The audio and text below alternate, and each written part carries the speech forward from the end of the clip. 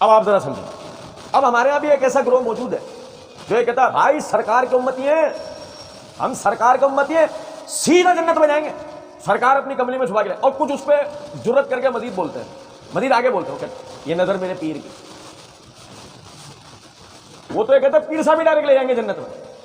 سمجھے بات کو؟ ابھی پچھلے دنوں ایک بڑے والے مولوی صاحب ہیں، نام میں ان کا نہیں لوں گا، ان کی ویڈیو بڑی وائرل ہوئی تھی، وہ کہنے لگے کہ ایک شعر. اچھا آپ کو ایک مزے کی بات بتاؤں، اللہ تعالیٰ نے قرآن پاک کے اندر فرمایا شاعروں کی پیروی گمراہ کرتے ہیں، شاعروں کی پیروی گمراہ کرتے ہیں. حضرت صاحب نے ایک شعر پڑھا، ان کے حساب سے وہ صوفیانہ منقبت ہے، ہمارے حساب سے وہ کفر ہے. حضرت صاحب کہتے ہیں شعر پڑھتے ہیں جس کا مفہوم یہ ہے کہ قبر میں جب منکر نکیر آئیں گے تو میں منکر نکیر سے کہوں گا میں غوث کا بندہ ہوں. اور نہیں سمجھے کچھ بات کو؟ میں کس کا بندہ ہوں؟ آپ اس کی جرت کا اندازہ کریں مولوی صاحب. تو مولوی صاحب کو پوچھا مولوی صاحب یہ جو منکر نکیر ہیں یہ غوث پاک کی قبر میں گئے تھے نہیں گئے تھے؟ ابے جب وہ ان کی قبر تک میں گئے ان سے سوالات کیے تم کس کھیت کی مولی ہے بھائی تجھے چھوڑ دیں گے؟ اور نہیں سمجھے کچھ بات. اور پھر دیکھیں غور طلب نکتہ ہے، نبی صلی اللہ علیہ وسلم نے فرمایا جب لواحقین مردے کو دفنا کر دور چلے جاتے ہیں، بعض روایات میں 40 قدم کا ذکر ہے کہ بھائی 40 قدم دور چلے جاتے ہیں تو منکر نکیر قبر میں آ کے اس کو اٹھا کے بٹھاتے ہیں اور اسے سوالات کرتے ہیں، من ربو کا من دینوں کا ما کنت تقول فی ھذا الرجل، تیرا رب کون ہے، تیرا دین کیا ہے، تو محمد صلی اللہ علیہ وسلم کے بارے میں کیا کہتا ہے؟ نہیں سمجھے ہو؟ جواب بھی نبی صلی اللہ علیہ وسلم نے ہی بتایا ہے.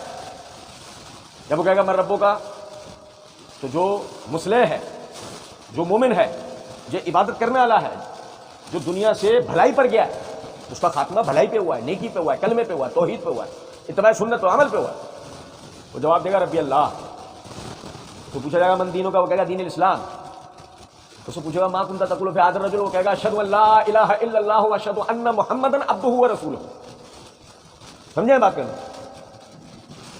اب دیکھیں غور طلب نکتہ ہے، اس میں یہ کہاں ہے کہ میں کہوں گا کہ میں غوث کا بندہ ہوں؟ ہے کہ اس جواب میں کہ نبی صلی اللہ علیہ وسلم نے بتایا کہ جب یہ کہہ دو غوث کا بندہ ہے تو بیڑا پار.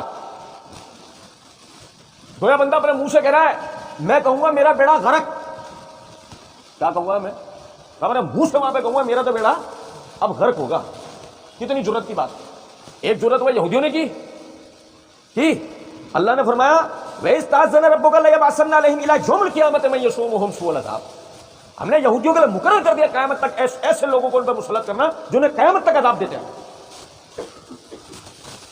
یہ بڑی جرت کی بات ہے اللہ کی زمین پہ رہتے ہوئے اس کا کھاتے ہوئے یہ تسلیم کرنے کے بعد کہ ہم اس کی مخلوق ہیں، اس کی مملوک ہیں.